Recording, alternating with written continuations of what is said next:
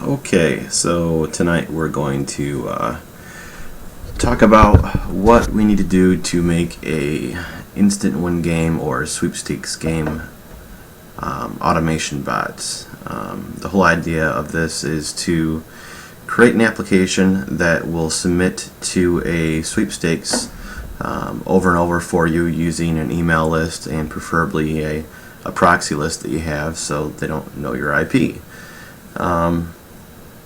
What are some of the things you have to do here? Well, one, you have to have Visual Studio if you're going to be developing this in a .NET language like VB or C#. We'll be talking about C# today. What else do we need? Well, we need to find a instant win game we can bot, and we need a program called Fiddler. What Fiddler is going to let you do is look at the requests being sent from your browser to the instant win game server so we can figure out what we have to send them to submit this entry in code. We don't want to use an actual web browser, we want to use this all in code so it's streamlined. We can modify things like the proxy. We can look at the HTML very easily by interjecting and pausing the code. Things like that. So Fiddler is a really cool tool. It is free. If you go to Google, look up Fiddler, and you'll see here by default Fiddler ties into IE only.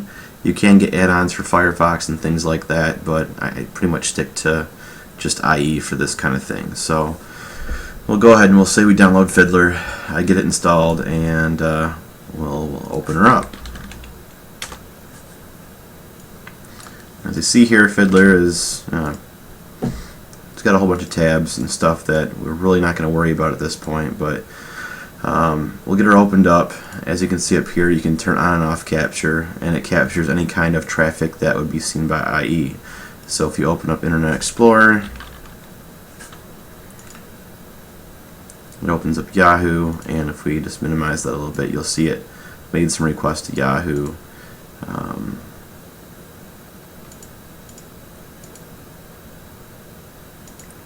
A get, and I mean we can expect the web form if there was one. We can look at the web view of what got returned.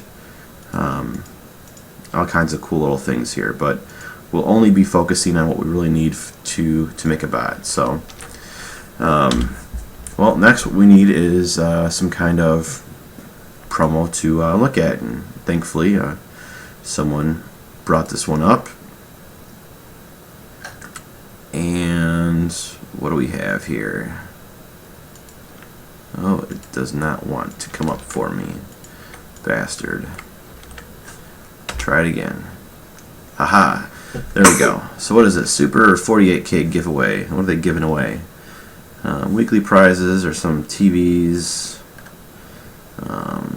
Samsungs, blah blah blah, whatever. I believe this is purely a sweeps, so you will not be notified on screen of a win. It's a very simple form. Only wants your name, last name, email, zip, phone, etc. So it's a really good one to teach you guys on. So what do we do? Well, I'm going to go over to Fiddler, and you're going to have a whole bunch of crap in here from all the pages we visited, so we'll just go ahead and click on one, hit Control A to select them all, and then just delete all that crap. And we'll go back to our little form over here, and we'll see what it's looking for on this first submit. So we'll uncheck that, save you money, and we'll type in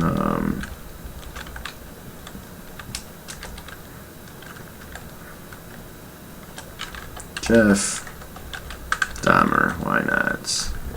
And Howie2131 at myemail.com. Zip code doesn't matter, 98210. Is that right? I don't know. Phone number, put in whatever you like, 707-345-4040. Alright, so then at that point, we'll make sure this is all cleared out. We'll hit submit, and you'll see it pops up a whole bunch of crap over here. Now, depending on the promo, this list may be longer, it may be shorter. but we want to start at the top here and look for the first one that looks relevant. And usually you'll start off on the Inspectors tab and Headers. And you'll see this first one here goes to QB Social. No information is really being sent, so we'll go ahead and get rid of that. Next one is a post, and it's going to sweepstakes preview data submit.aspx, which, hey, look at that.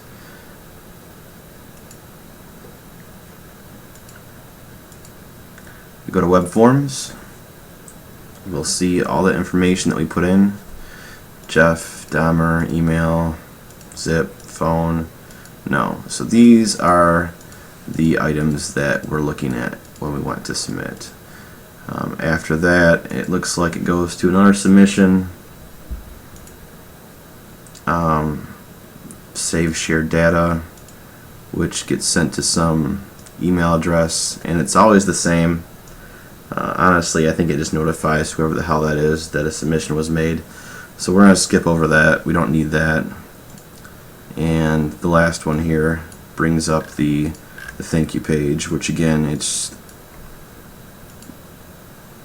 not important for this promo, and it's a get, it's not a post. The big thing here is learning what you need and what you don't need. I mean, I could go through and make a bot that mimics all three of these pages, but for this particular instance, I think all we're really worried about is this post right here, and it's a very simple, post. So let's get started. Well, now that we know what we have to do, we can go ahead and turn off capture traffic, get rid of the pages we don't need, which are those there, and leave us with the one page that matters. We'll go ahead and open up Visual Studio.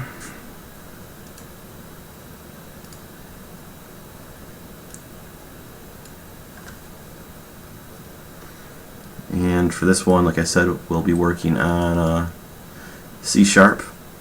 So let's go ahead and do a new project. Go underneath Visual C#, choose Windows, and a Windows Form application. You can name this whatever you want. This is what? HG Greg. So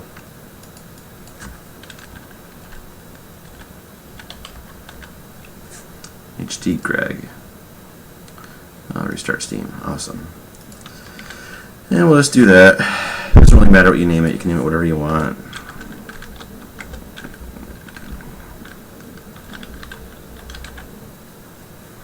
And hit OK. At that point, what are we going to get? Well, you're going to get just some non-essentials over here. Small little form box. We'll want to make that a little bit bigger to handle the different form fields we need. I like using group boxes to sort of keep things organized, so we'll start with that.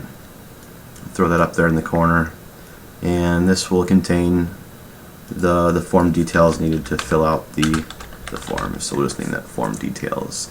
And next thing we'll have is your first and last name.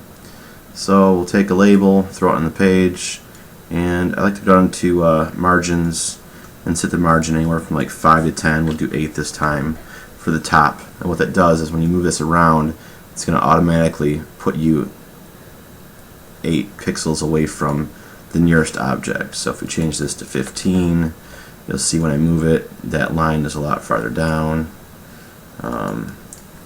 Do 35 to really show you what's going on here.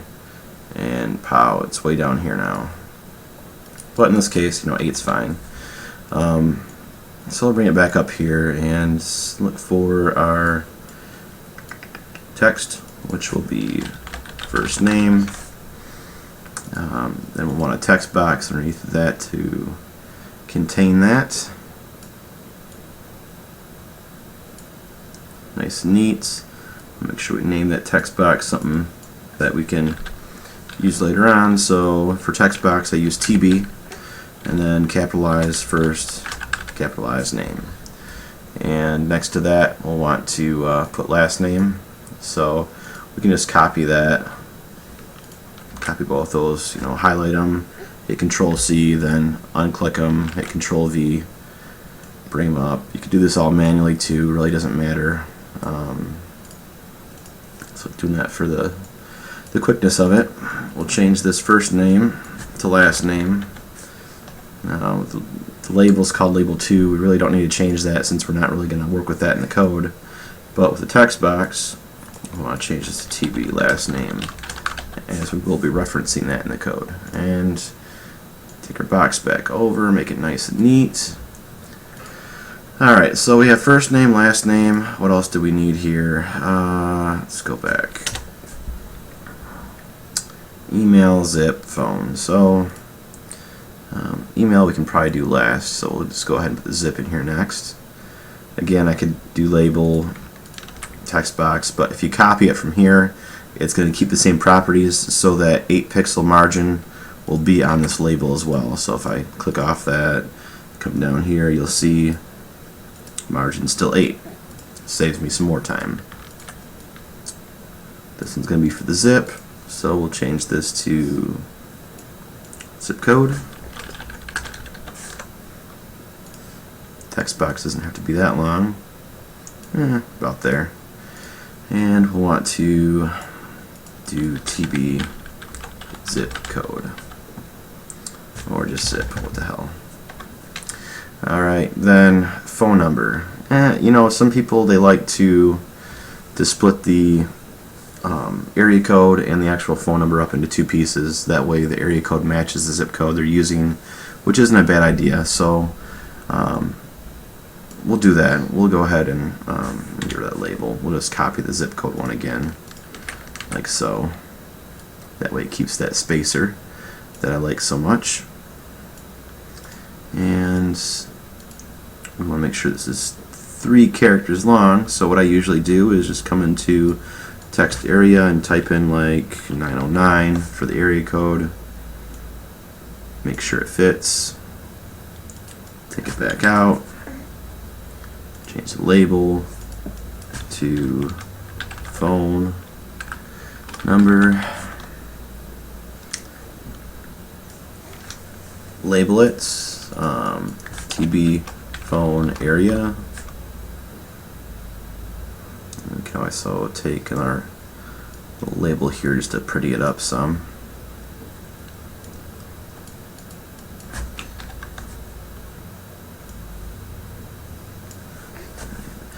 Another thing is, like when you get this small, if you want to move it over, you can always just click on it, then use the arrow keys on your keyboard to slightly move it over. Just get that extra little space in there. And next we'll want to put in the 7-digit box. And again, we can use the arrow keys to move it over. And we'll just make sure this actually fits 7 characters. 1, 2, 3, 4, 5, 6, 7. And that's good, yeah.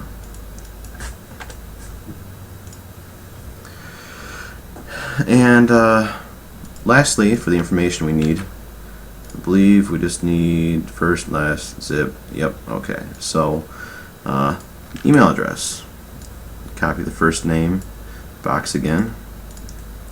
Change first name to email address. Bring that over some. What the hell? And we forgot to name this one too. TB phone 7-digit. Sure. This one's going to be TB cur email. And let's go ahead and make us 2 buttons here. Button, there it is. Button here.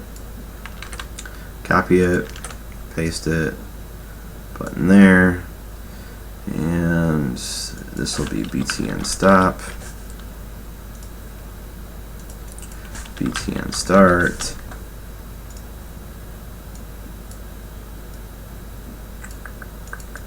stop,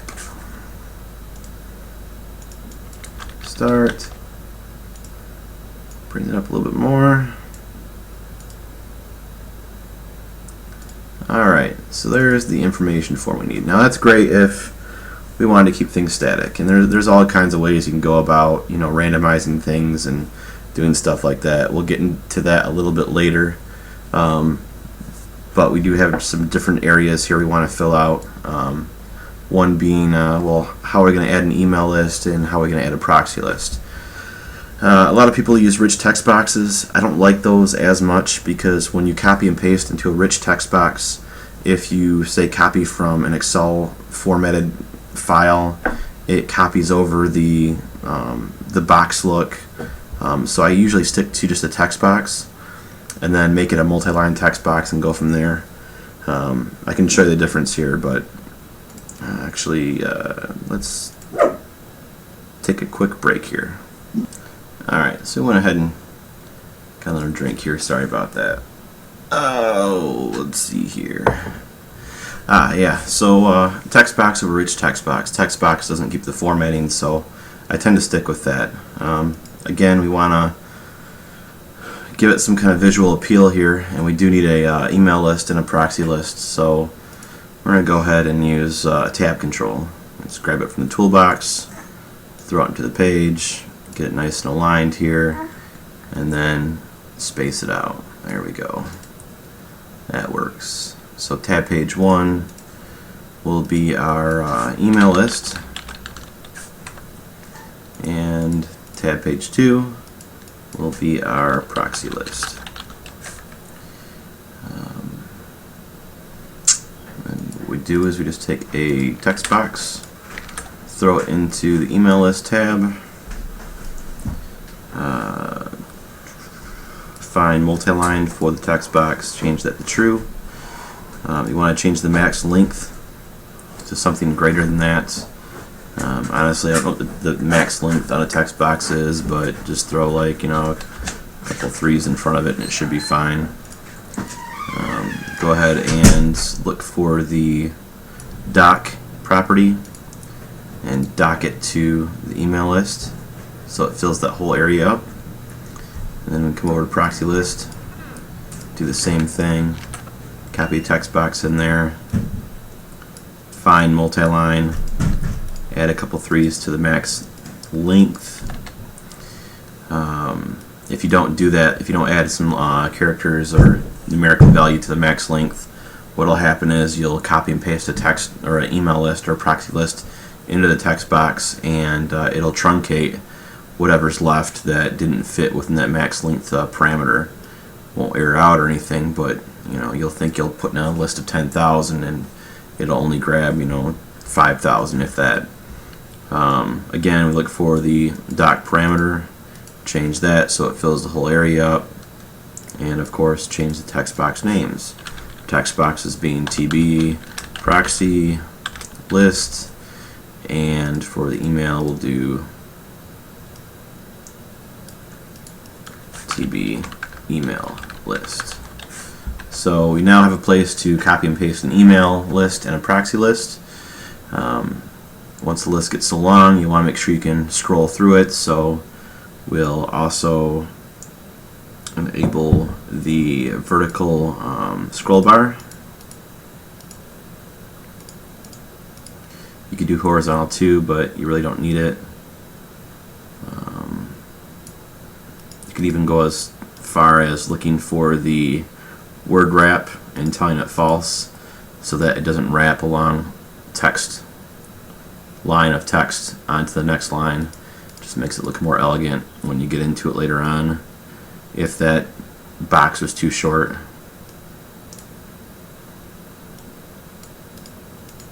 Oh, there we go. Okay, so we got the form details, input boxes, we got the email list input box, the proxy list input box. We need a place to list our status, such as, you know, completed submits, error count, proxy, address being used.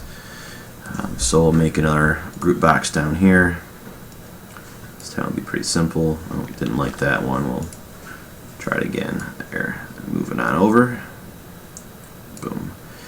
And bring it over in line with that one. And change the text to status. And a couple labels here should do fine, so we'll just grab first name. Again, remember that keeps that 8-character margin, which is pretty awesome, so we don't have to keep doing that over and over again. There we go, and then we'll do submits,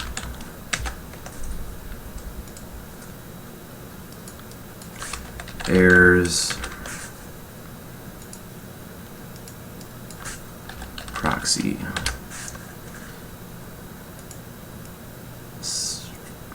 Line it up with the right side. There we go. And rename these because we will be using those in code. So some people do LB. I do LBL. LB can get confused with the list box. LBL is label. So LBL submits. LBL errors,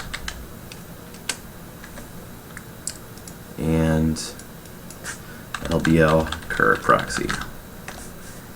There we go. And then in the code behind will basically change the text from submits colon to submits colon space and then a numerical value.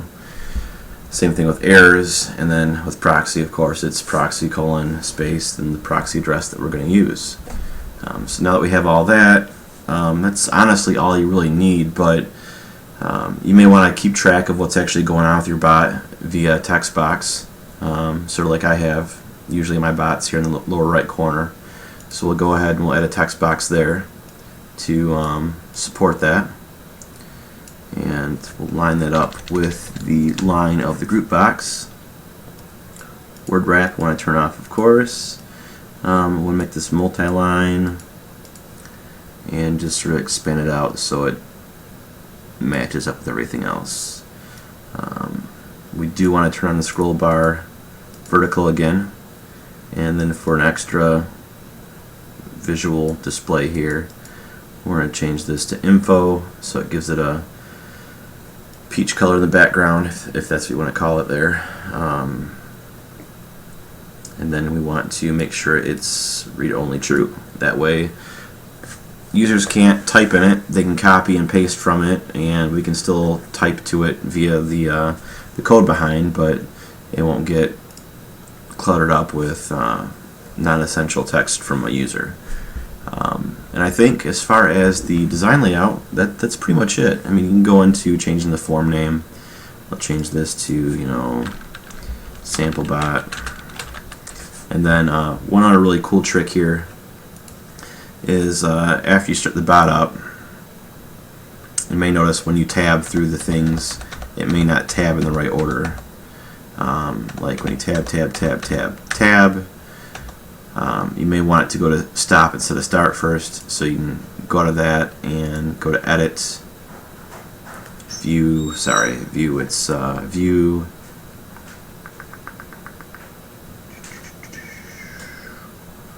well, hell,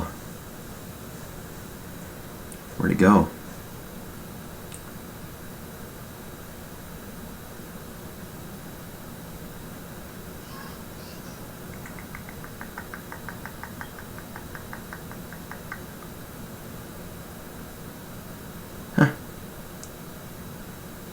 There is a way to look at the tab output, but I can't find it.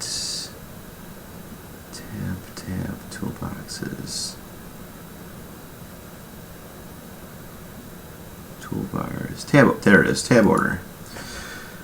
And you can just click on the boxes to put them in order of what you want. And before you'll see that it was going to start first. But now when I start it up, hit tab, goes to stop, start next. And you can do that in whatever order you want. You just go back here, you want to click on the actual form itself and then go to tab order. And then click on the order of which you want the tab key to cycle through the different controls. If you're done, uncheck it, boom, you're done. So that's the general layout. That's how you work with tabs. Next section here, we'll go into some of the code.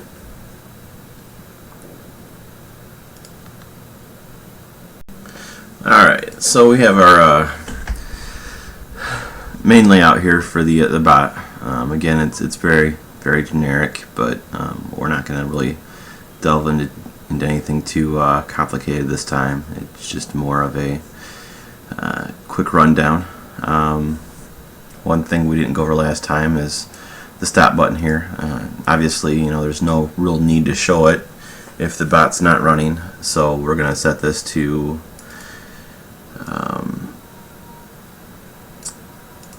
not visible to start with. Alright, and now we need to fill out the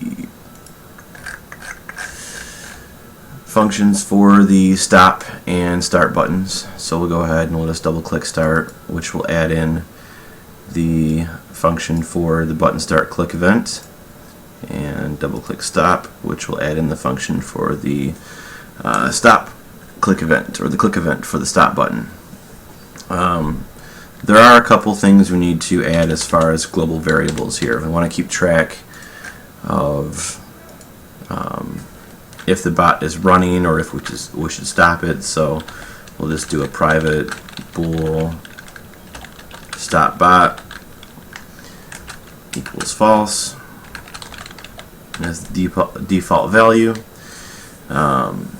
We're going to want to hold a list of strings for the emails and a list of strings for the proxies.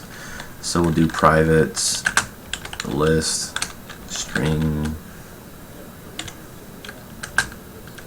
emails equals new list. Now some of the things you see me do here may not work exactly the same in your .NET copy, and that's because I use a add-on called ReSharper, which is pretty awesome for the new programmer. It kind of tells you when you mess up nomenclature or the syntax of stuff, and auto fills in keywords that it can predict. For instance, if I was to change this proxies to proxies, it will underline it, and I can click there and it will tell me here that the typical syntax for a private global variable is going to start with an underscore and be in lowercase. So I can click there to change that. It's an awesome tool. It teaches you good fundamental programming techniques that are more in line with what most people do, or what the standard model, accepted model is. So that's pretty cool. If you get heavily into programming, I do recommend it. But for now, just be aware that things may underline that aren't actually wrong. But because the way I use the syntax, ReSharper may bitch at me about it. So we have the stop bot, which that Boolean is going to control whether or not the bot should stop botting. We have a list of strings which will contain all of our email addresses, and a list of strings that will contain all of our proxy addresses.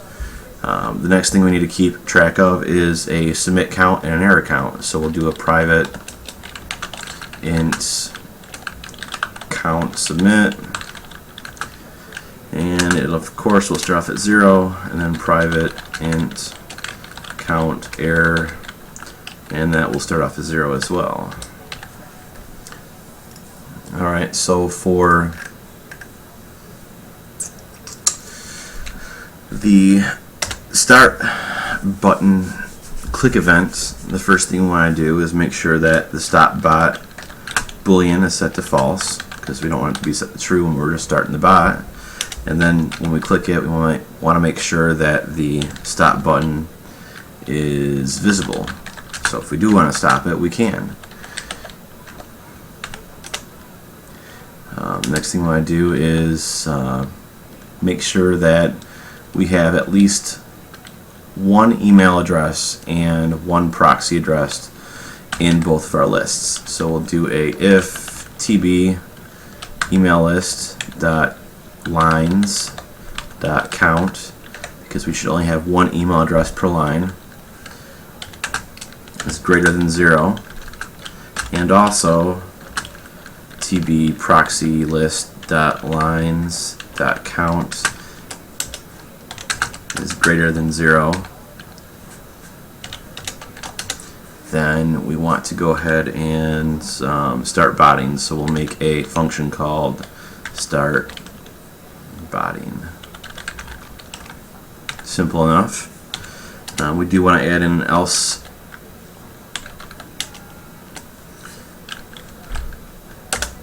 here, and we'll just say message box dot show you must at least provide one email address and proxy address to start.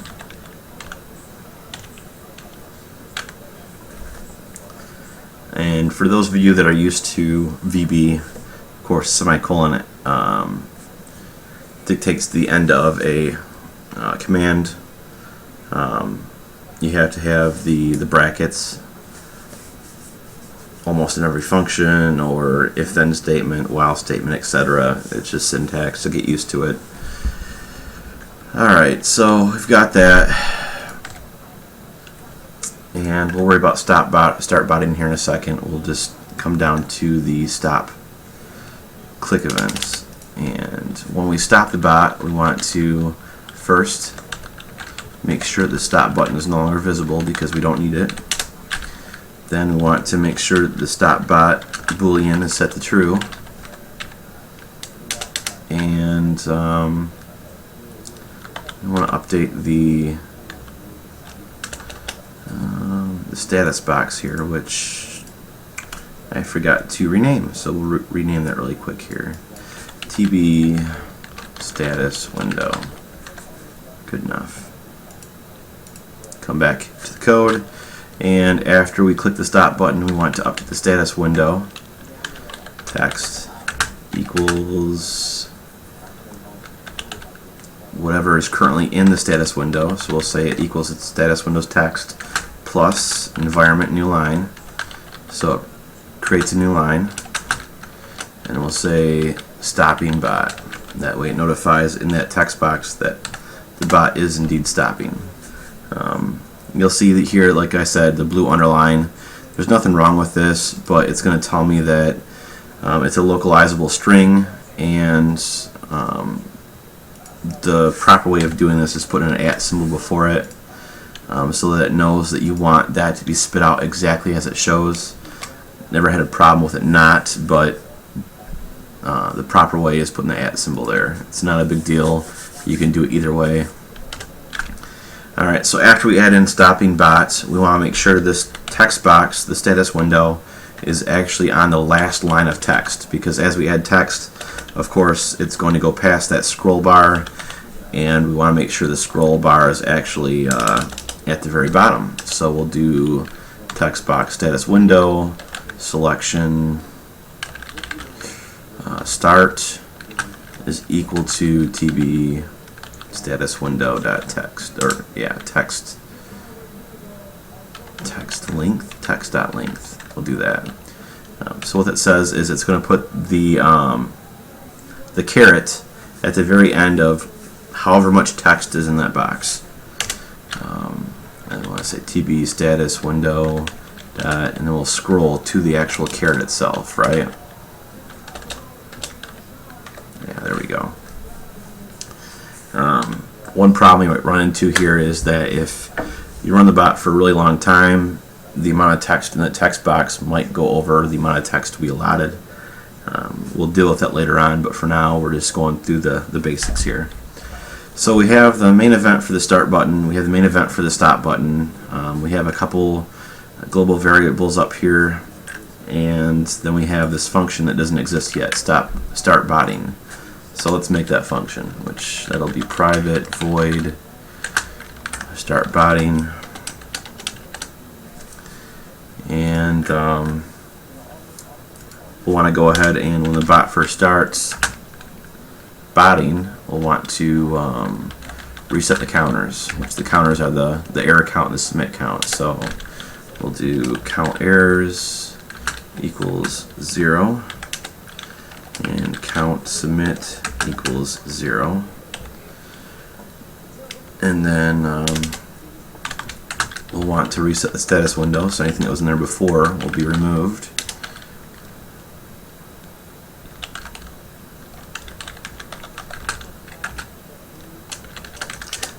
I want to set the submit count dot text equals submits 0, LDL errors dot text errors 0, and what the hell, we'll even do the proxy. Current proxy.text equals proxy. That way, say we are running the bot for a while, we stop it and want to start it back up, this will make sure that the counters and all the labels are defaulted back to what they were originally. The next thing we want to do is reinitialize the email and proxy lists. So if there were emails or proxies in that list from a previous start-stop, that we clear those out, because we'll have to rebuild those in here in a second. So initialize the two lists. This also will remove any old entries. We'll say these are the global variables we set up earlier, so emails equals new list, and that basically will clear out anything that was in there before and make sure it's initialized. Same thing with proxies. Alright, so the next thing we want to do is we want to go through every single line in the email list text box and add each line to the email list. So we'll do a for each loop here. Do loop through all the emails in the email text box and add to the list. So for each loop, we'll do string email in the text box email list dot lines.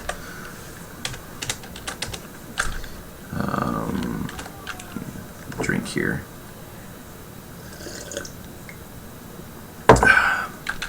Alright, so I want to reference the global variable of emails dot add, and we're going to add that string email. Right? So what this will do is it'll loop through every single line in the text box email list and add each line to the email's string list that is declared up here. And then we want to do the same thing for the proxy list. So loop through all the proxies in the proxy text box and add to the list. Now you could technically just rely on the text box and loop through that as you're doing the actual entries. The reason I do it this way is because as we submit an entry to the Instant Win game, I want to remove that line from the text box to give the user a visual representation of the different email addresses that we've already used, so that if they do stop it and they start it up again, it's not going to use the email accounts that have already been used. So at this point, I want to do the proxies, which for each string proxy in tb proxy list dot lines dot lines. I don't know how the layout engine is. We'll add proxy to the dot add proxy, and you'll see here too that like it adds the brackets for me automatically. Typically you won't get that, but because of ReSharper, it knows that if it adds one, it has to add the other one, the closing one as well, which is nice. There's a lot of stuff to ReSharper that really makes things a lot easier when you're programming. I definitely recommend it. Alright, so now that we've looped through all of the lines in the email list text box and the proxy list text box and add those to an in-memory string list, we'll want to make one more list of emails, and we'll call this the temp email list.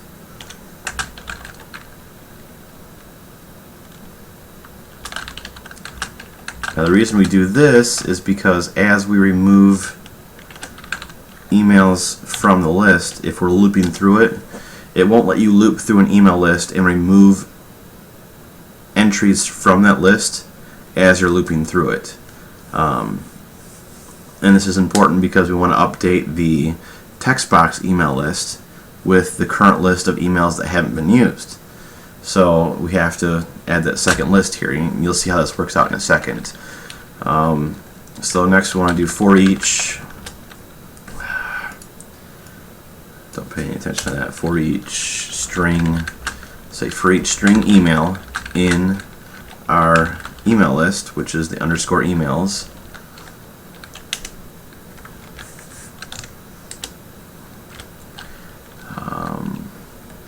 we'll give the chance for the bot to catch up. So give bot a chance to catch up. It just allows it to process any like visual keys that need to be shown up.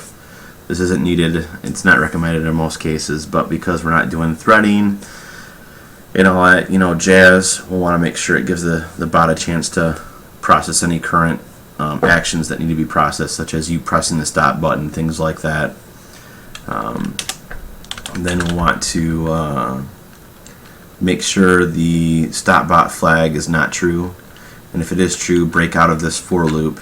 So we'll say the stop bot flag is true, break out of botting loop. If stop bot equals true, break. And what this does is say, it's going through this loop right here, which will be our botting loop, and somebody clicks the stop button. Once it tries to use the next email address, it'll check that flag, it'll see it's true, and it will break out of this loop and stop the bot. That's important because if you don't have that, it'll just keep on botting. And that's pretty important there. Okay.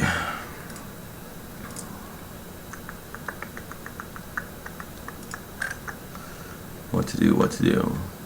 Alright, so the next thing we want to do is, because we're in this for each loop, string email, we want to give a visual representation of what email address we're on, so we're going to set the text box current email.text to the email address we're on in this loop.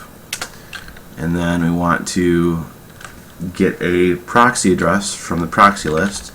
So we'll say string list prxy equals the first proxy in that list dot splits, and we're going to split that at the colon because you need the IP and the port, of course. So there should always be that colon, right? Right. But we all know people that don't include complete proxy addresses. So we'll want to make sure the length of that string array should be 2, because you're going to have the IP and you're going to have the port. So we'll do a while loop here. While proxy dot length does not equal 2,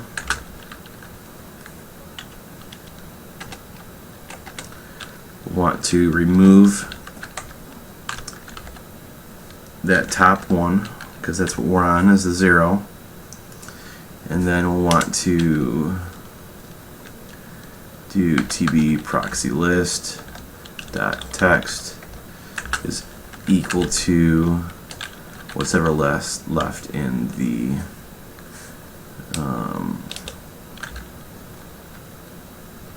I gotta do string dot join environment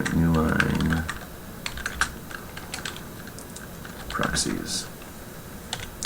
So what's going on here is while the proxy.length is not equal to 2, we're going to remove that top proxy entry and then update the proxy list text box with the new list of proxies with that one removed.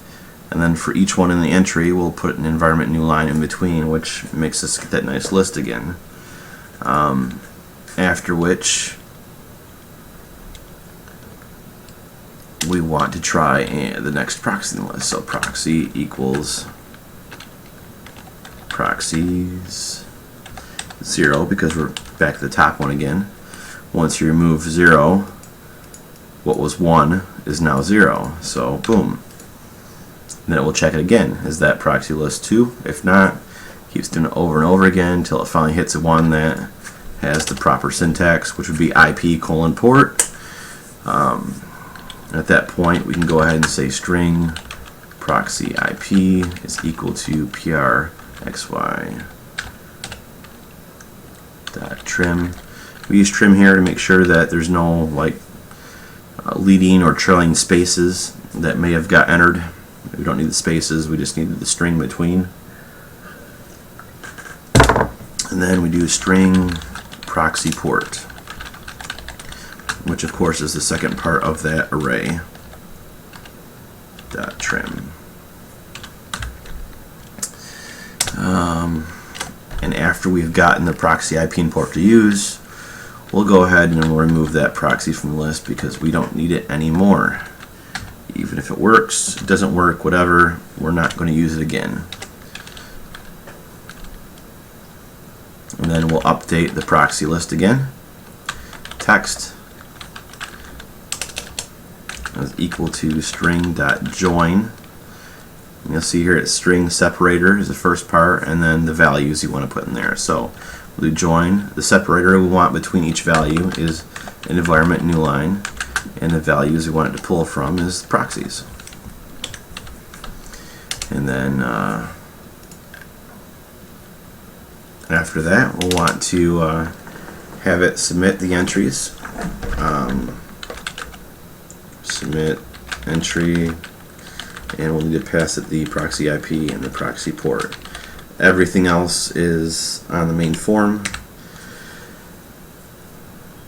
Of course, that function doesn't exist yet. We'll get to that in a second. But then after the submission is complete, we'll want to remove the email address from our temporary email list, and then update the text box email list with the new list of emails that haven't been used yet. There we go. That's the whole process. It basically grabs one email address, gives the program a chance to do whatever it has to do. If it has to move the bot or look for the stop button click, etc., checks to make sure the stop button wasn't clicked. If it was, then it stops the whole process. If not, it continues.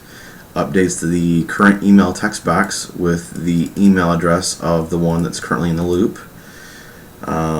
Tries to grab a valid proxy address. Makes sure that proxy address is valid. Once we verify the proxy address is valid, then we store a proxy IP and a proxy port string from that proxy address. Remove that proxy from the master list, and then update the text box proxy list with the new list of unused proxies. After which, we're going to go ahead and try and submit an entry using that proxy.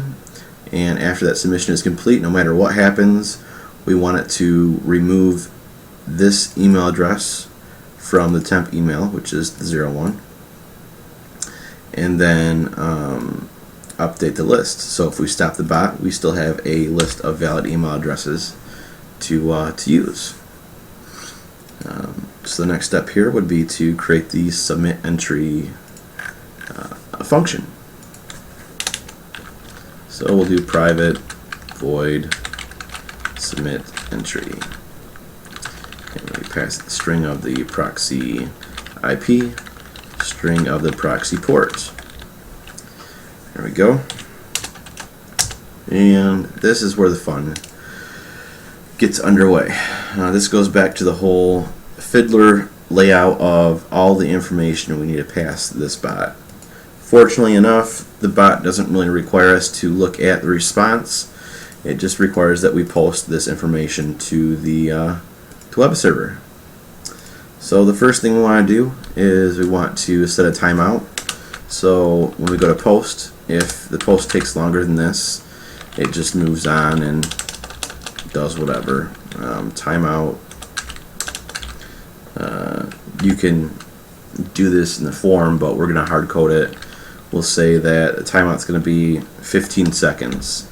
Well, timeout is calculated by milliseconds, so 15 seconds is actually 15 times 1,000. Now I could say 15,000 here, but I like doing 15 times 1,000 because it reminds me that it's 15 seconds, not 15,000 seconds or minutes or whatever. It's just easier for me to visualize that when I go back through and look at the code. Then we want to store,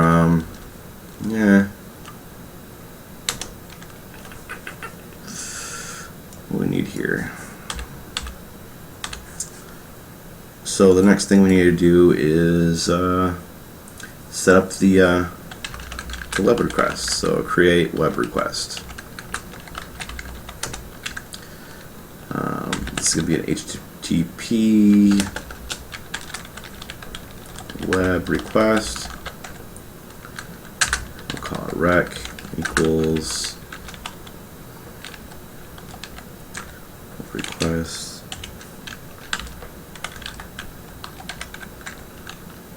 create, and we're going to make the web request to the page we're posting to, which in this case is post sweepstakes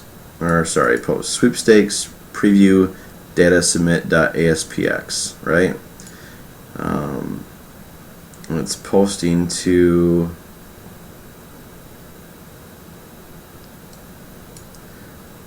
https://www.qbsocial.com, which you can tell by the host here. That's why it doesn't show it in the post. So we'll take copy value,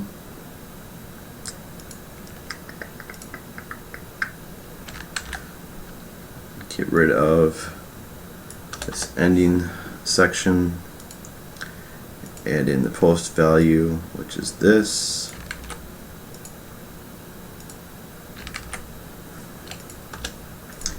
It's very important to pay attention to the HTTP or HTTPS. If you try to do a post to an HTTP when it's supposed to be an HTTPS, you're going to have problems, and typically that problem isn't very apparent. You'll think you're posting the information wrong or something else is going off crazy, and you'll spend a good hour or two before you finally realize it. So make sure you're posting to either a secure or non-secure page, depending on the promo that you're buying. And I'm almost out of alcohol, so we'll see what happens there. Alright, so we got the request, blah, blah, blah, blah. There's your web request. Now, after we create the web request, we'll want to add some properties to it. These properties will differ from promo to promo, but some of the default ones that will be the same will be that timeout I said. So we'll set the timeout to the timeout we created.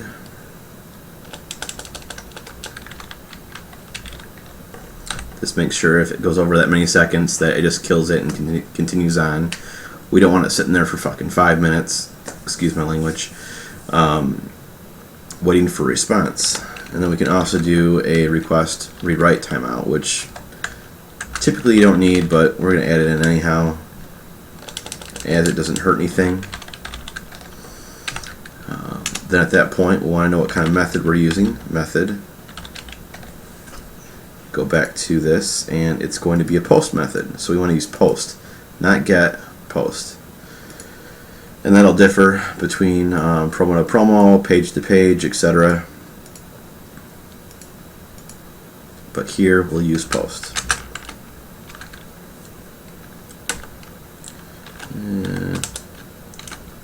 Post. Okay, and then content type is usually required. In most cases, this is application slash x dash www dash form dash URL encoded.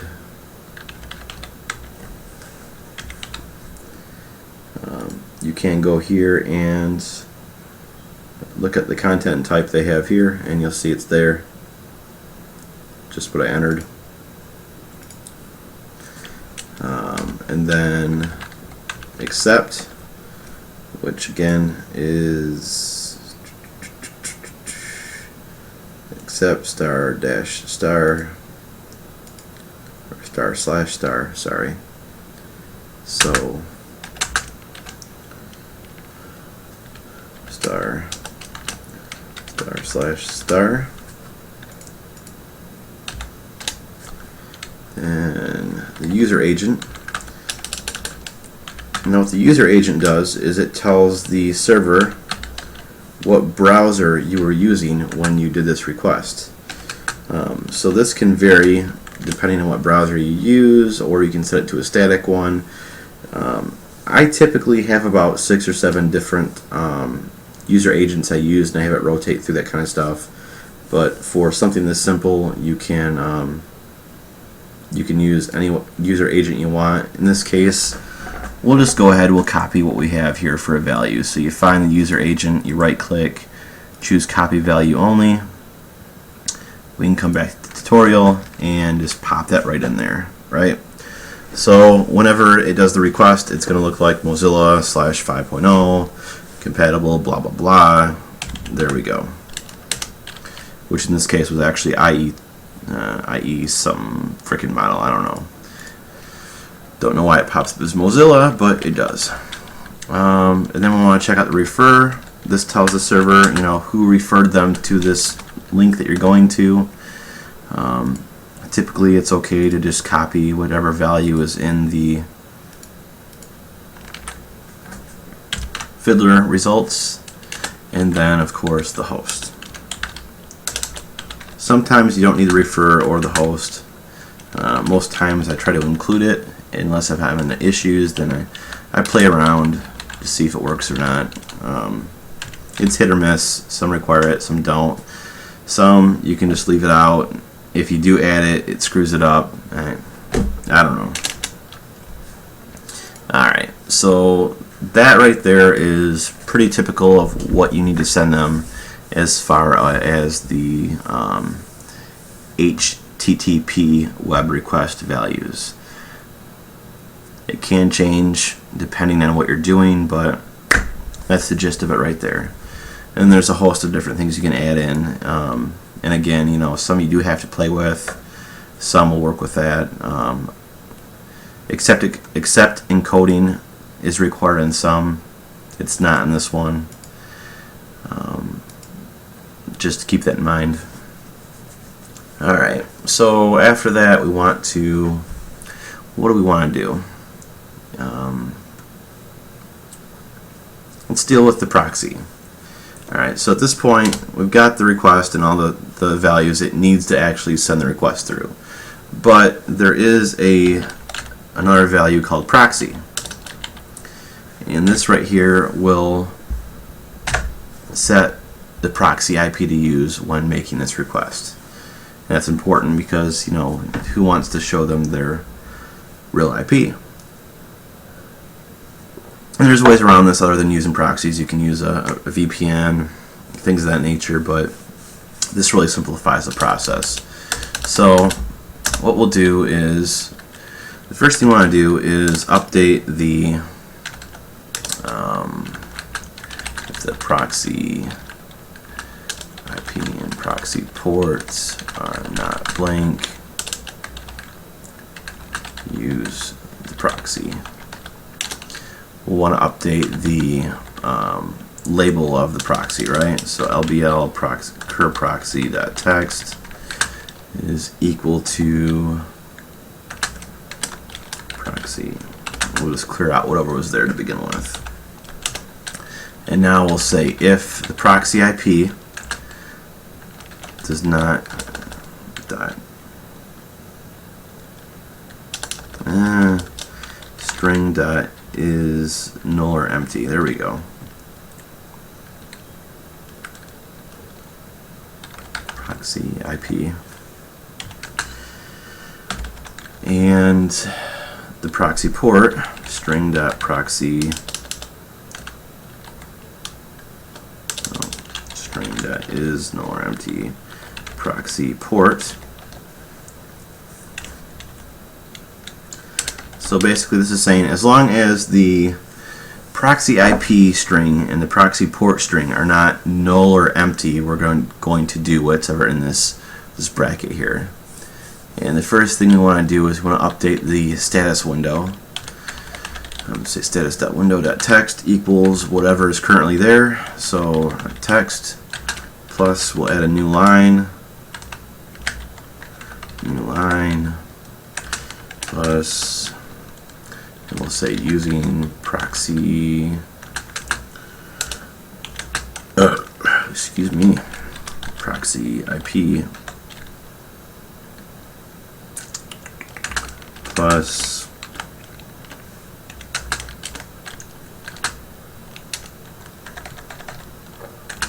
proxy port. So basically, if it says if it's the proxy IP and proxy port aren't empty, we'll update the status window to say that we're going to use a proxy port and proxy IP. After which point we want to make sure we set the selection caret to the very end of the status window. Text.length, and we'll scroll to that tb status not scroll to caret. Haha. We're also going to update the proxy label to display this proxy IP.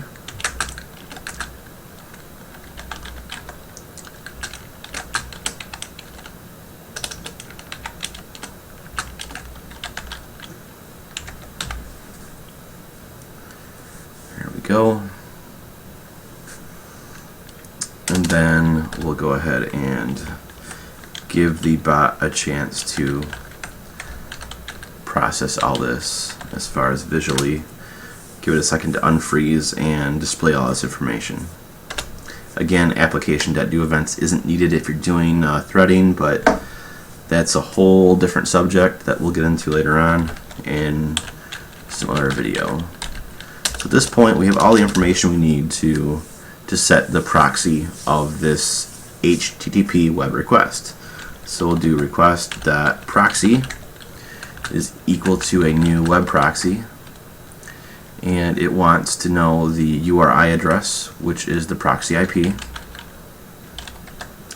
and it wants to know the port, which is going to be the proxy port. But because the proxy port is currently in the string value, we have to convert it to an int. So we'll do convert.int32 proxy port. Haha, there we go. Alright, so this right here, people, is your golden area for the proxy. I know a lot of people have asked about it. How do you set a proxy up to a web request? Well, it's as simple as that. I mean, honestly, you don't need any of this crap right here. You just got to make sure you have a valid proxy IP and a port, and then add this to your request, and wham bam, thank you ma'am, away you go. Not the case with web browser requests, but that's why we don't use those. They require access to IE and all other kinds of crap that if you can avoid, you're better off. Alright, so now that we're dealing with the web request, we have all of the default values set up, we have the proxy set up, and now we need to make sure we can pass the variables that they want. All these variables right here. How do we do this? Well, you can go through and you can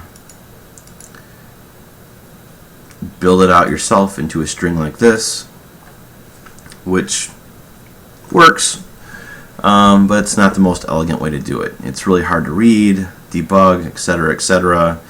I prefer not to do it that way if possible.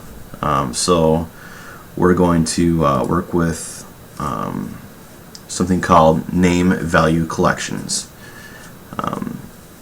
They're great because they make the code a lot more readable later on. So we're going to start here with get variables for request. So we'll do a new variable, which will be a name value collection variable, and we'll just say it's PAR for parameter, and new initialize it. So there we go, and then we'll go through and build out all of these parameters right here. Alright, so we'll say PAR control list is equal to, let's blank that out for now, and we'll copy this. Copy. Come back over here, copy this value to here, and do that for the rest.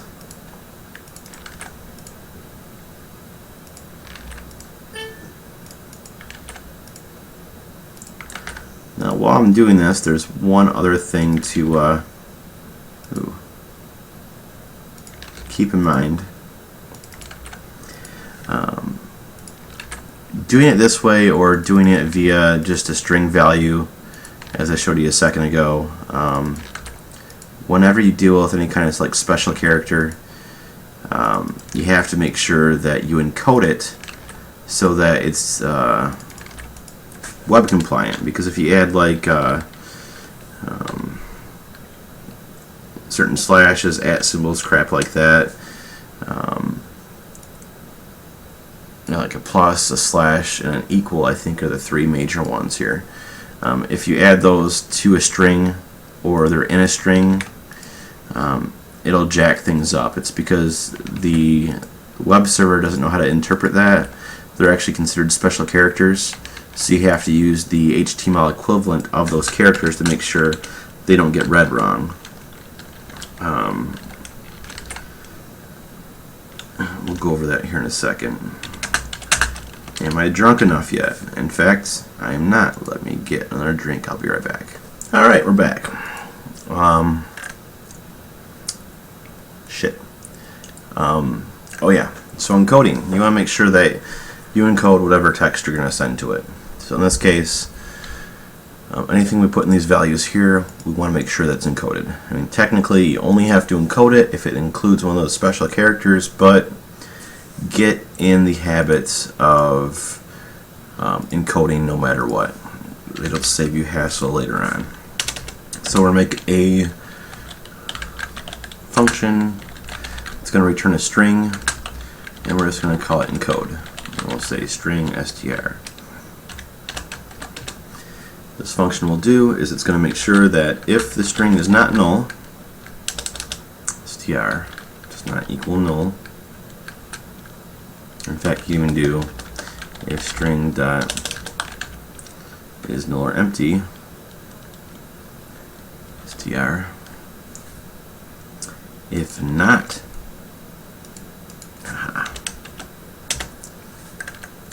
we'll take it and we'll say str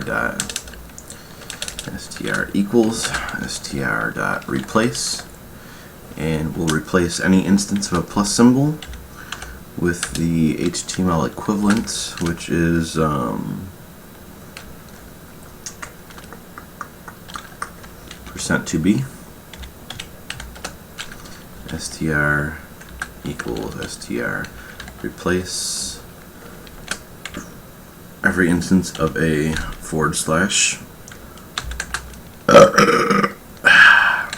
with a %2f. This is going to be great. I know some people that are never going to let me live this down, but what the hell. And a percent equal, or not percent equal, but an equal sign with percent 3D. There we go. Those are the three main ones. So anytime that string has a plus, forward slash, or equal sign, we're going to replace it with the HTML equivalent, or whatever the hell you want to call it, so that when it passes it to the server doesn't misinterpret it and then bitch at us about information being wrong. And we'll tell it to return this new string. And we'll say else, if it was null or empty, just go ahead and return empty. Boom. What the hell? Oh. Haha. Return that. Right? Right. Alright, so now we come back up here and let me start filling these values out. So control list. Control list is this crap text box here, which, oh come on.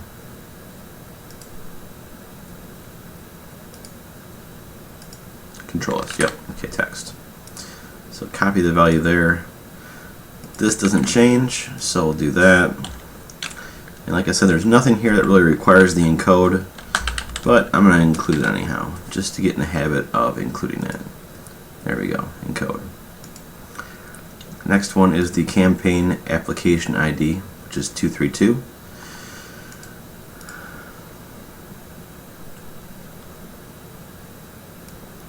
Let's say encode, come on, 232. Add campaign is 95. So encode 95. Source src is blank.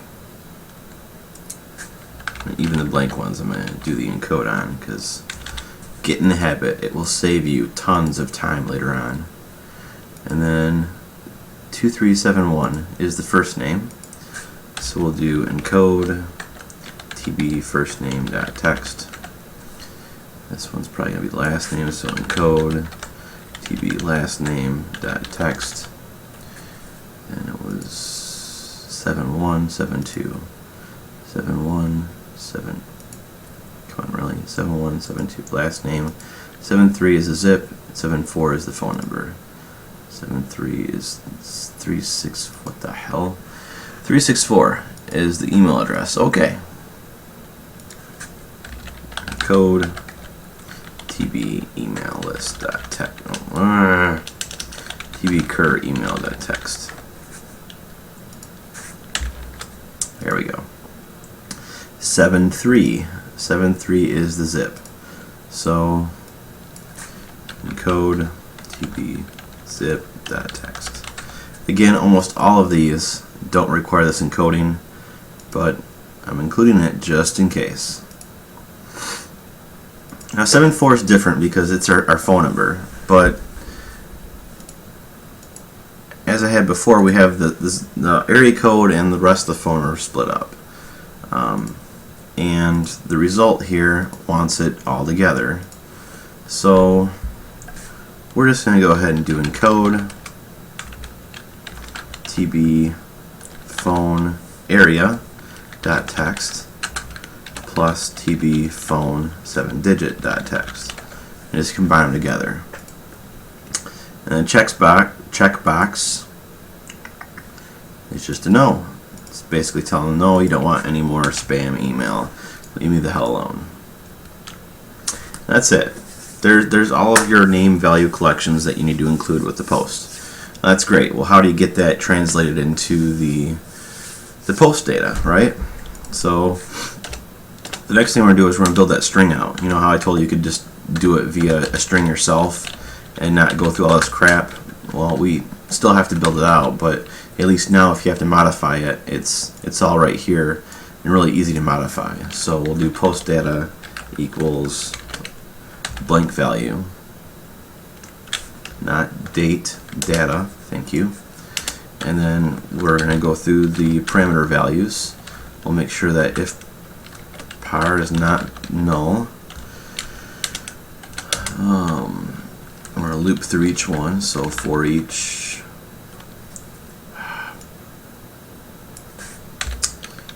string key, we'll call it key, in par.keys, post data plus equals key plus equals par get key plus. Now you see by doing this here, so it goes through each one of these and it says, alright, post data plus, we're going to add the key, and then it's going to say equals par key, par.get key. So it's going to add this, and then it's going to get the actual value, which is going to translate back into this crap here. Again, you could have built it out this way in the first place, but I feel this is a lot more beneficial. It's easier to read. You can tell what's going on. All the values are right there. Boom, boom, thank you, ma'am. Alright, so after that's all done, the last thing we want to do is get rid of that last and symbol. So we'll do post data equals post data dot trim end, and trim off that last and symbol. Don't need it. Don't want it. Done.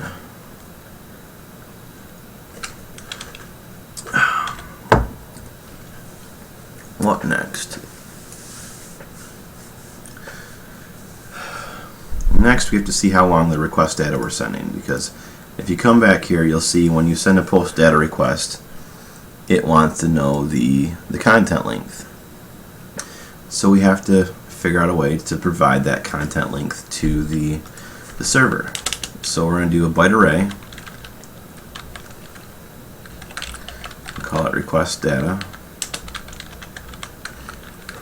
And we'll encode it. Encoding .utf8 get bytes, and we'll get the bytes from that post data string we just made. And we're going to say rec.content length is equal to request data.length, because that's what we're sending to the server. Boom.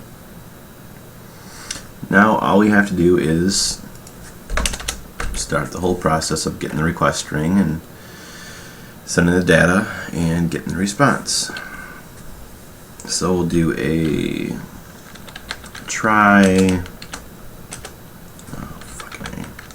Typically you have to type this all out. Try catch blah blah exception ex blah blah blah.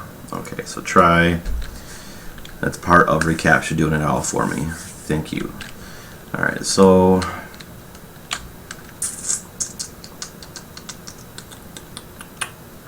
we want to get the request stream, right? So get the request stream using stream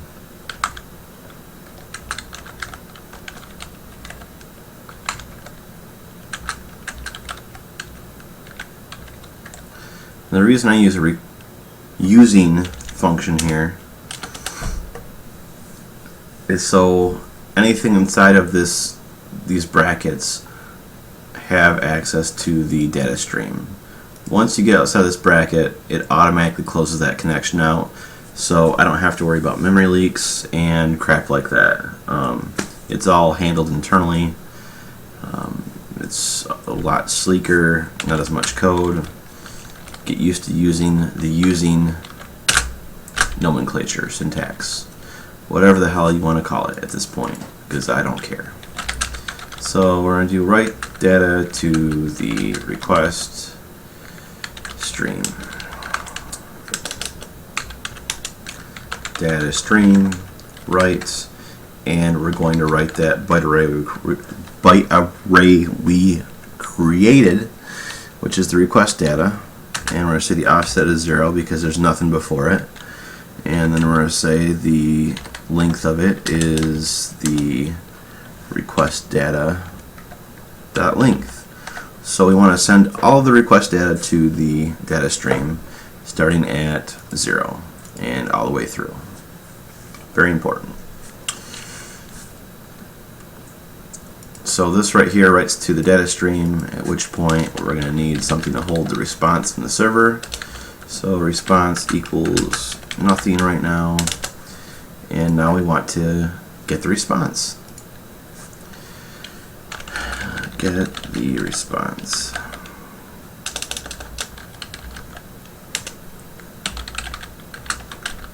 Again, we use using here so that it closes the connection out afterwards. HTTP web requests response, because it's a response. Web response. Response equals HTTP web response. Like that. Get response. Haha.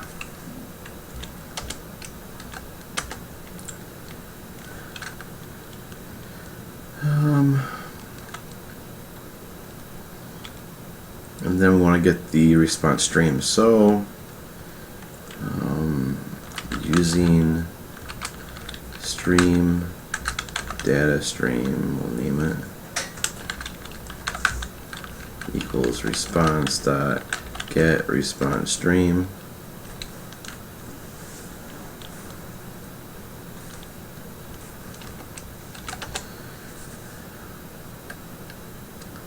And then we want to read that response stream to the end. So we need a stream reader. So we'll do using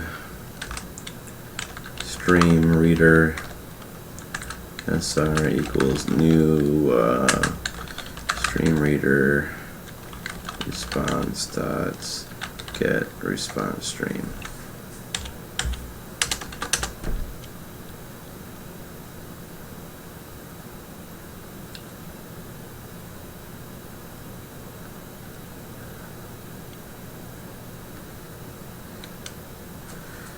That doesn't seem right.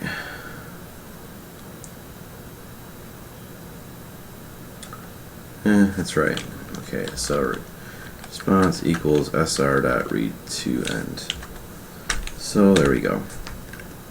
Basically reads the whole response stream to the end.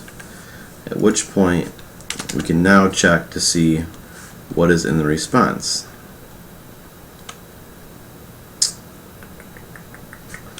And we'll need something to check for if response dot contains something, then this is a valid entry. Else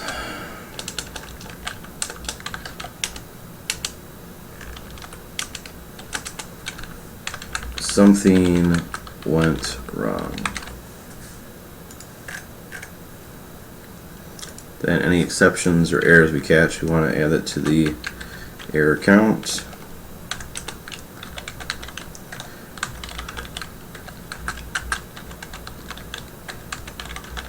And we want to make sure that the error is displayed in the status window, so that if somebody does have a problem, they can give you some kind of error message that you can look up later on. DB status window dot selection start again equals DB status window dot text dot length DB status window dot scroll to carrots, and then LB errors text equals errors, and you want to update that with the current error count. So count error dot toString.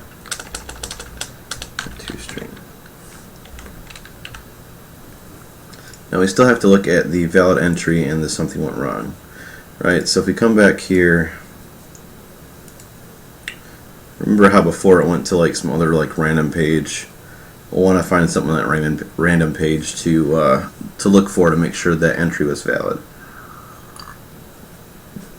Well, the best way to do that is to come over here, put a pause after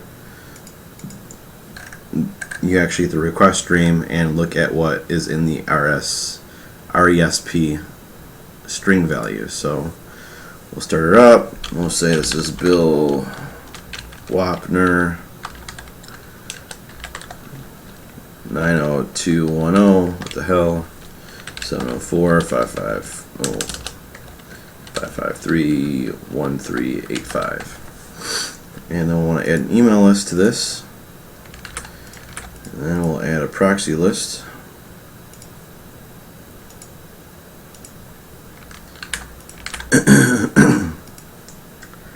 And hit the start button. See what happens. If all goes well, it should at least try to submit and get to this point and stop. Boom. Stopped right here. Look at that. And there's our response. Highlight right over it and check it out. Get a text view of it.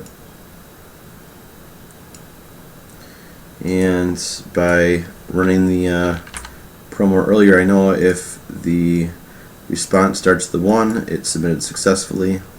Strangely enough, you can submit using the same email address over and over again with this bot. I don't know why, but you can, or the promo rather. So we can just tell it if the response contains, or actually starts with,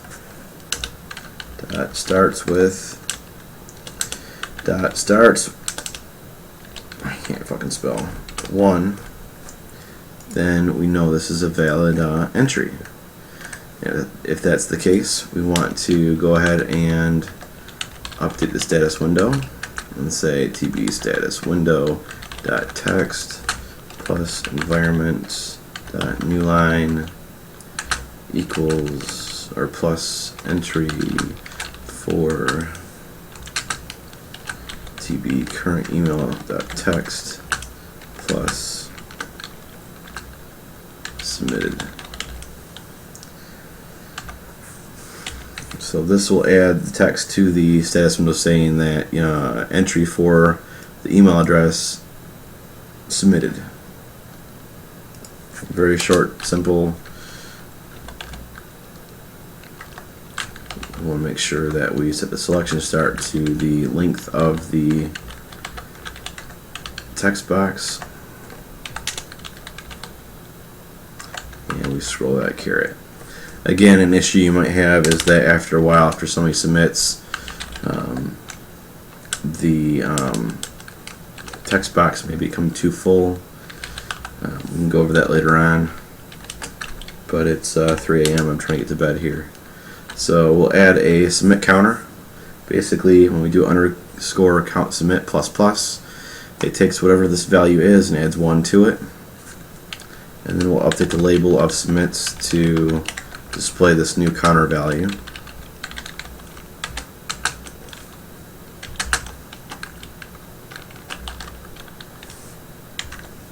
Count submit dot toString. Boom. Then we want to do something similar for the any other value. So we'll do count error plus plus, and let's do LBL errors text errors. What this will do is if the page response doesn't start with a 1, it will add an error counter to this toString. Although it won't differentiate between an error here or an actual exception. So we'll add text to the status window, and we'll say this text is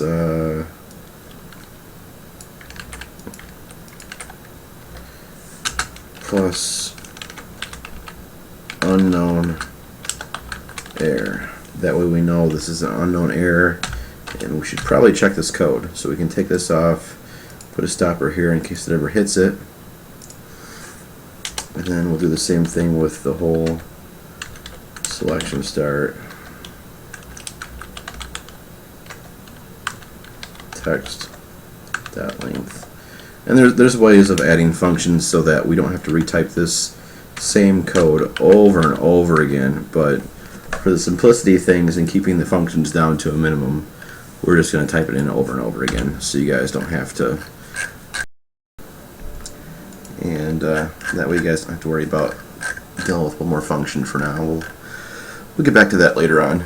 But for now, it looks like we're pretty much ready to go here. We got pausing on this, which we don't need it to do. We know that if it starts with a 1, then this is a good submit, and we'll continue on. But if it hits something else where it doesn't start with a 1, we want to know about it. We also want to know about errors, so we'll put a break in there so it'll pause if it hits that. Start her up, and put in the name. Doesn't really matter what. George Zimmerman, for instance. 90210, Beverly Hills. What the hell? 704-539, 745, whatever. 7575. Alright, so we have to give it an email list. Oop. There we go. And we have to give it a proxy list. Tell it to start. And oh, look at that. We did hit a response that did not start with a 1. This response starts with a 3. So we need to figure out what the hell a 3 is. Simplest way to do that is going to be to try and do the page manually. So we'll try and use the same information here. Zimmerman, put the email in there, and 90210, and whatever we put in for the phone number doesn't matter. And check the yes, hit submit, and only limited entry is allowed per day. Back tomorrow for another opportunity. So basically already entered, it looks like. So we know we can go back here and add an else if statement. Begins with a 3. We're going to update the status window to already entered today, and we're going to increase the counter for the errors. Let's copy and paste that in there, and there we go. So now we have 1 and we have 3. And if we start her back up, try it again.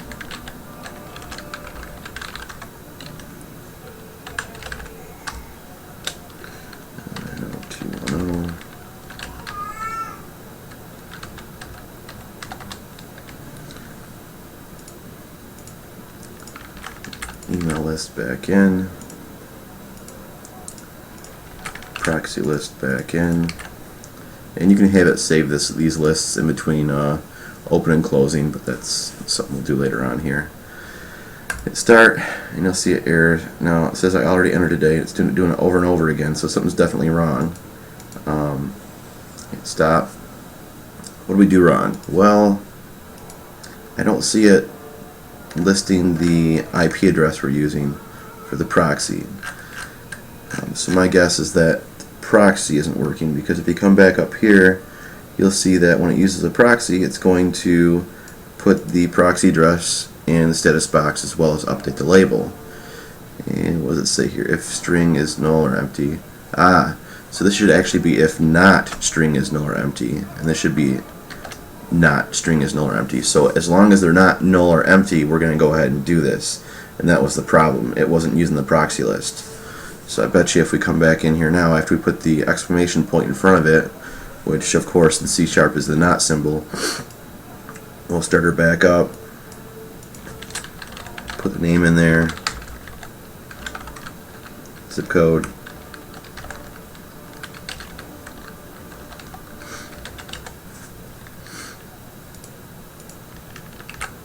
add the email list, and add a proxy list, and hit start. Now you see it says using proxy. That's what we wanted to see. Method not allowed. We're going to go ahead and let that one go.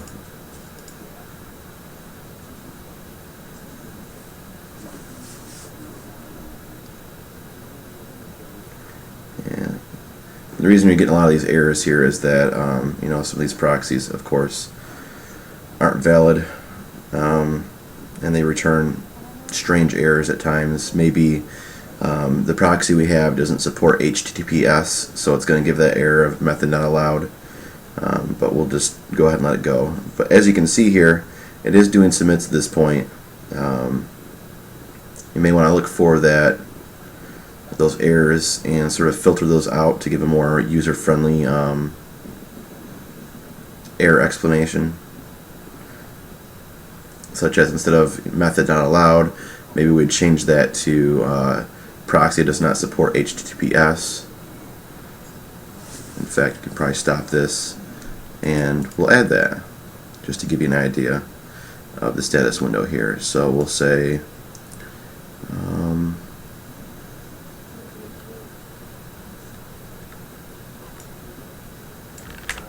do it right here. Kill it. Alright, so if ex.message.toString contains method, actually we'll do toString to lower, so we don't have to worry about capitalization, contains method not allowed.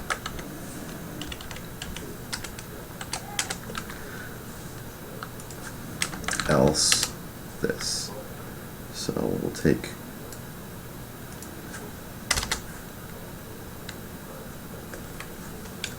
this line here, which is responsible for updating the status box,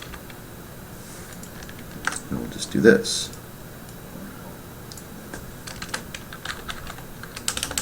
Proxy does not support HTTPS. Put that nice little @ symbol there just to get rid of the underline. There we go. So now when it hits the exception, if it sees that the exception contains method not allowed, we'll know that means that the proxy we're using doesn't support HTTPS, and it'll give that error instead of that long error.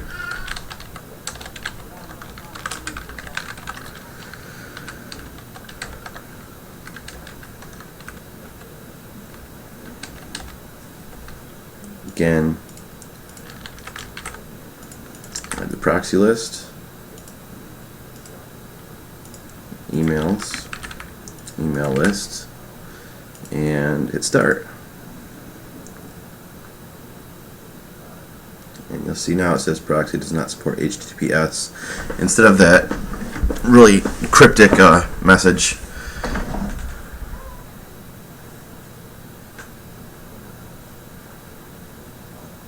Of course, you still are going to get some errors, but you can go through and sort of like filter those out so you're not seeing them in the actual status window. And obviously my proxy list is getting old here.